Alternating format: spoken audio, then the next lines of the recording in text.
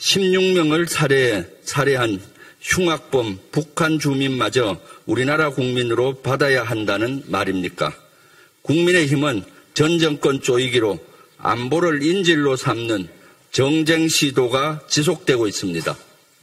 국민의힘이 국가안보문란 실태조사 TF를 출범시켰습니다. 과거 안보와 관련된 사항을 하나하나 따져 정쟁의 칼을 뽑아 문재인 정부를 겨냥하고 있습니다. 민생이 우선한 시기에 또다시 미래가 아닌 과거만 쳐다보고 있는 형국입니다.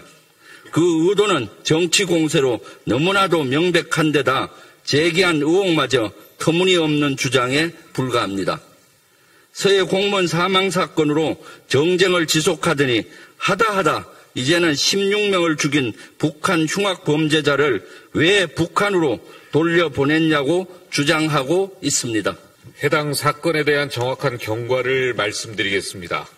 2019년 8월 중순 출항한 배에서 북한 선원 3명은 선장의 가혹행위에 불만을 품고 선장과 선원 등 16명을 선상에서 무차별 살해했습니다.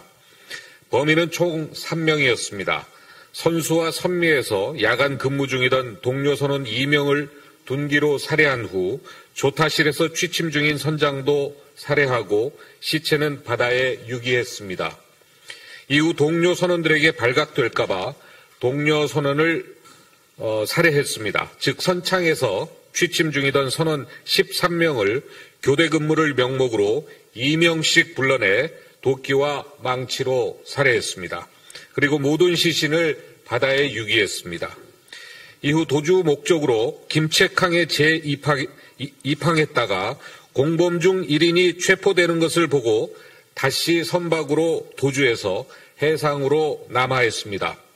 10월 30일 우리 정부는 다양한 정보망을 통해 북한에서 16명을 죽인 흉악범이 동해에서 도주하고 있다는 것을 사전에 인지했습니다. 이후 해당 인원이 우리나라에 위협이 될 수 있는 가능성을 차단하려고 노력했습니다. 이후 해당 어선은 10월 31일 동해 NLL을 넘어왔고 우리 해군 P3 대잠 초계기가 이를 최초로 발견했습니다.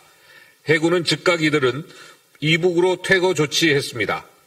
하지만 선박은 다음날 새벽 NLL을 재차 넘어왔습니다. 해당 선박은 우리 해군 통제에 불응하고 귀순 의사를 표시하지 않은 채 북쪽과 남서쪽 방향으로 지속적으로 도주를 시도했습니다. 결국 11월 2일 우리 해군은 도주하는 어선에 경고 사격을 하면서 특전 요원을 선박에 직접 투입시켜 이들을 제압했고 이들을 생포했습니다. 이들이 스스로 월남한 것으로 오해하는 측면이 있는데 우리 군이 이들을 생포한 것입니다. 현장에서 붙잡힌 2명은 11월 2, 3일 관계기관이 함께한 정부 합동 정보 조사를 거쳤습니다. 당시 군과 관계기관은 여러 출처의 정보를 통해 해당 범죄자의 죄질, 의도, 정황 등을 파악했습니다. 정부는 귀순 동기, 도피 행적, 정황 등을 종합적으로 고려했을 때 귀순 의사의 진정성이 없다고 판단하고 이들을 북송하기로 했습니다. 추방 결정 후 통일부가 대북 통지를 비롯한 추방 절차를 진행했습니다. 우리 측은 북측 인원 추방 및 선박 인계의 입장을 북측에 통지했고 북측은 인원 및 선박 인수 의사를 확인했습니다. 2019년 11월 7일 2명을 판문점에서 북측으로 추방하였습니다. 당시 국가안보실은 국가위기관리의 컨트롤타워로서 통합적 위기관리를 수행했고 유관기관과의 충분한 토의와 준비를 거쳐 북송 과정을 완수했습니다. 문재인 정부는 당시 국가의 기본 책무인 국민의 생명과 안전을 최우선적으로 고려했습니다. 우리 국민이 위협에 노출된 가능성을 차단하기 위해서 추방을 결정한 것입니다. 합동정보조사에서 귀순 관련 진술과 행동의 일관성을 발견하지 못해 귀순 의사의 진정성을 인정하지 않았습니다. 이들이 일단 돌아가자 죽더라도 조국, 북한입니다. 조국에서 죽자라고 모의한 점과 남한 도주 과정에서 NLL 이북으로 도주한 점 등이 고려되었습니다. 흉악범 도주라는 새로운 상황에 대해 대한민국 국민의 안전에 맞춰 정부가 적극적으로 대응한 것입니다. 이들은 일반적인 북한 이탈 주민과는 관련이 없습니다. NLL 부근 현장에서 납포된 도옹 인원은 국내에 입국 정착한 북한 이탈 주민이라고 볼 수 없습니다. 당시 법적 검토를 완료했고 이에 대한 문제점은 전혀 없었습니다.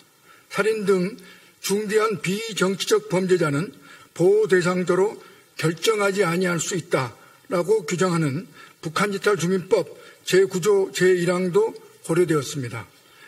국민의힘은 또 과거를 들여다보며 마치 사정기관이 된 양 3년 전 일을 꺼내들어 없던 죄를 만들려고 하고 있습니다.